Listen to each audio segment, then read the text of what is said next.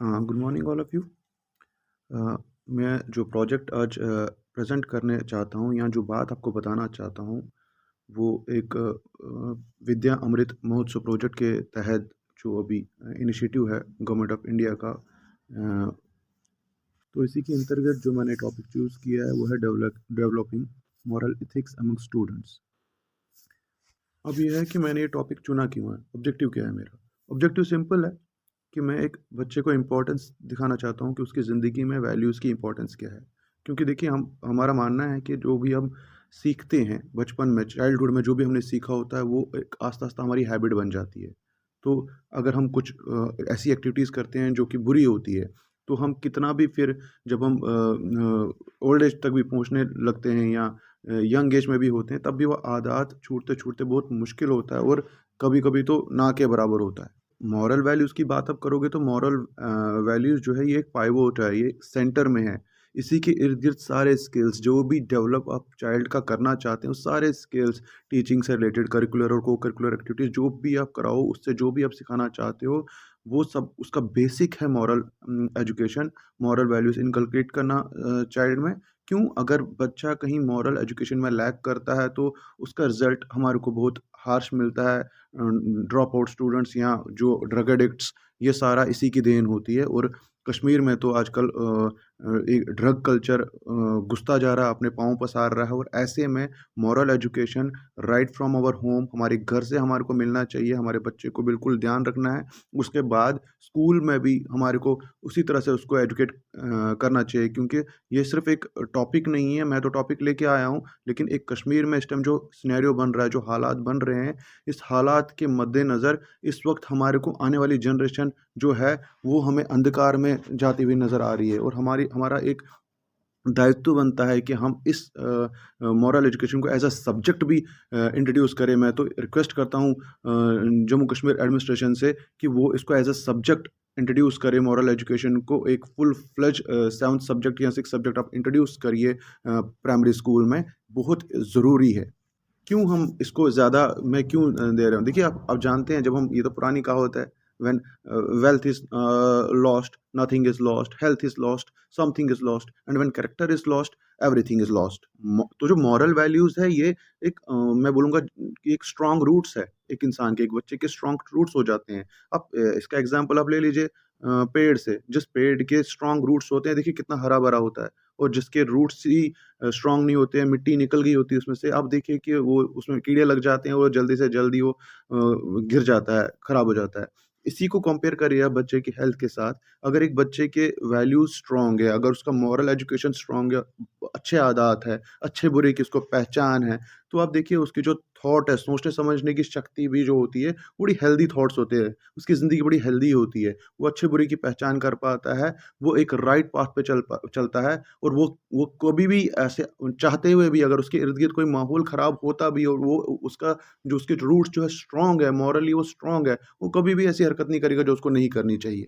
मैं अपनी बात करता हूँ कि मेरा क्या सिस्टम रहता है, किस तरह से मैं इंट्रोड्यूस करता हूँ। देखिए ये मॉरल एजुकेशन देना मेरे एक डेली पार्ट है। और हर एक टीचर जो इस टाइम डिपार्टमेंट ऑफ एजुकेशन जो कश्मीर में वर्क कर रहा है, हमारे कल्चर में ही है कि हम उठते-बैठते मॉरल एजुकेशन बच्चों को देते ही रहते हैं। लेकिन इसकी कुछ एक्टिविटीज़ भी रहती है। सबसे पहले मैं बताऊँ तो मेरा जो रहता है, जब हम कोई भी चैप्टर पढ़ाते हैं, किसी भी क्लास को कोई भी सब्जेक्ट, कोई भी टॉपिक पढ़ाता हूँ, मैं लास्ट के 10 मिनट एक मॉरल लेसन, ये मेरी आदत है राइट फ्रॉम जब से मैंने डिपार्टमेंट जॉइन किया है, मॉरल लेसन में बच्चों को देता ही देता हूँ। 10 मिनट मिले, कभी फ्री पीरियड होते हैं, गेम्स पीरियड होता है, कभी भी बच्चों के साथ मैं इन्वॉल्व होता हूँ, क्योंकि मैं बच्चों के साथ बिल्कुल फ्रेंडली रिलेशन में रहता हूँ और बच्चे मेरे साथ हर कोई बात शेयर करते हैं, चाहे उनकी पर्सनल प्रॉब्लम भी क्यों ना हो। ये मेरे को बहुत फ़क्र है, मुझे बहुत अच्छा लगता है, मेरे में ये आदत है। और मुझे मैं कहीं किसी हद तक मैं कोशिश करता हूँ कि उनकी पर्सनल लाइफ़ में अगर कोई प्रॉब्लम चल रही है, मैं वो सुनूँ और मैं उसको डिस्कस करूँ। हम डिस्कशन रखते हैं क्लासरूम में। और मैं अलग-अलग बच्चों से व्यू पॉइंट लेता हूँ कि अगर ये प्रॉब्लम इस बच्चे के लाइफ़ में है, वो किस तरह से हमें ठीक करनी चाहिए। इसका बेसिक होता है कुछ, फिर उसको मोटिवेट करने के लिए मॉरल स्टोरीज़ सुना सकते हो आप। ये कुछ एक्टिविटीज़ होती है जो आप क्लास में कर सकते हो, क्योंकि टाइम कम कम है, 5 मिनट का ये टॉपिक है, तो मैं तेज़-तेज़ बोलने की कोशिश करूँगा, क्योंकि अदरवाइज़ इसमें अगर बोलना चाहे इंसान तो हफ़्ता 10 दिन भी कम पड़ जाते हैं। तो इसी तरह से आप रोल मॉडल हो। रोल मॉडल जब तक आप अपने अंदर चेंजेस नहीं लाओगे, तो आप बच्चे के अंदर चेंजेस नहीं ला सकते हो। इसलिए आप अपना पर्सनल एक्सपीरियंस, आपने क्या अच्छा किया है, वो आप बच्चे के साथ शेयर कर सकते हो। जब आप सेम प्रॉब्लम में आप पड़े हो, तब आपने क्या डिसीज़न लिया था, तो बच्चा वहाँ से कॉपी पेस्ट करता है, वो सीखता है उधर से और उसमें आप इनोवेट करता है। जब उसकी जो माइंड जब फ्रेश होता है, वो इनोवेट करता है। इसी तरह से आप उनको पढ़ा सकते हैं, डिस्कशंस कर सकते हैं, उनको पोलाइटली सुन सकते हैं। जब आप सुनने की क्षमता रखेंगे, तो वो भी जब आप बात सुनाओगे तो वो सुनेंगे। उससे आपकी उनकी लिसनिंग जो है वो बड़ी स्ट्रॉन्ग हो जाएगी। गुस्से को कंट्रोल करना, पेशेंस लाना।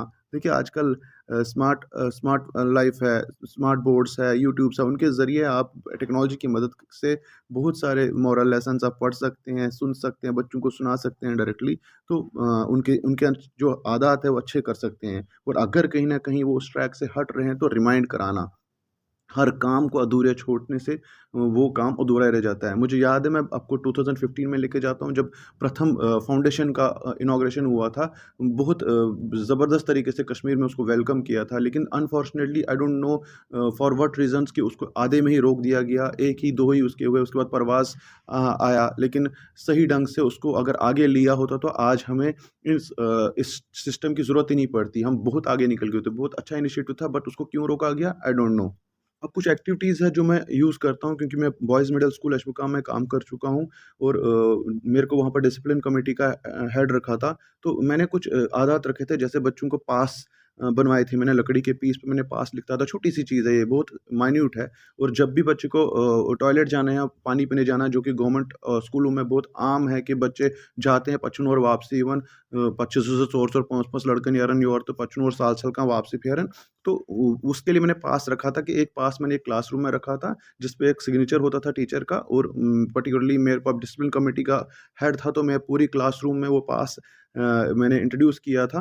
और सो पास होता है, सो लड़के वापस से होता है, उसने ब्याग लड़के और नियरन किया। इसी तरह से डिसिप्लिन कमेटी का गठन मैं करता हूँ, जिसमें बच्चों को ही मैं डालता हूँ। और एक-एक टीचर को मैंने उसमें रखा हुआ है, जो मॉर्निंग असेंबली हेल्ड करने के लिए एक टीम को नियुक्त किया गया था। इसी तरह से जो क्या कहते हैं, जो ब्रेक है, लंच ब्रेक है, उस टाइम बच्चों को सही ढंग से लंच करवा देना, उसके लिए बहुत सारे स्कूल कर रहे हैं। मैं ये नहीं कहता कि मैंने ही कुछ इनिशिएटिव इन इन कुछ ख़ास किया है।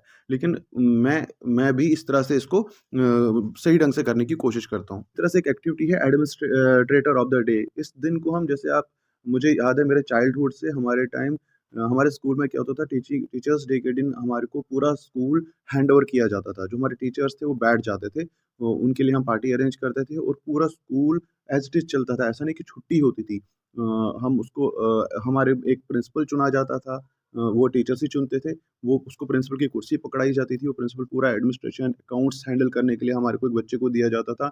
और इसी तरह से क्लासेस हैंड ओवर की जाती थी। जैसे 12th क्लास का बच्चा है, तो उसको 9th क्लास को पढ़ाने भेज दिया, 11th वाले को 10th भेज दिया। इसी तरह से बड़ी क्लास वालों को छोटी क्लास से हैंड ओवर हैंडल करने के लिए भेज देते थे। तो ये मैंने वहाँ से कॉपी करके और मैंने बच्चों पे इम्प्लीमेंट किया, और मैं कहीं हद तक कामयाब हुआ बच्चों में एक डिसिप्लिन पैदा करने के लिए। वो बहुत और एक और है रोल मॉडल। रोल मॉडल आप कर सकते हैं, जैसे आप प्लेस होते हैं, स्किट्स होते हैं, छोटे-मोटे फ्राइडे को हम फंक्शंस करते हैं, छोटे-मोटे स्कूलों में, आपको पता ही है।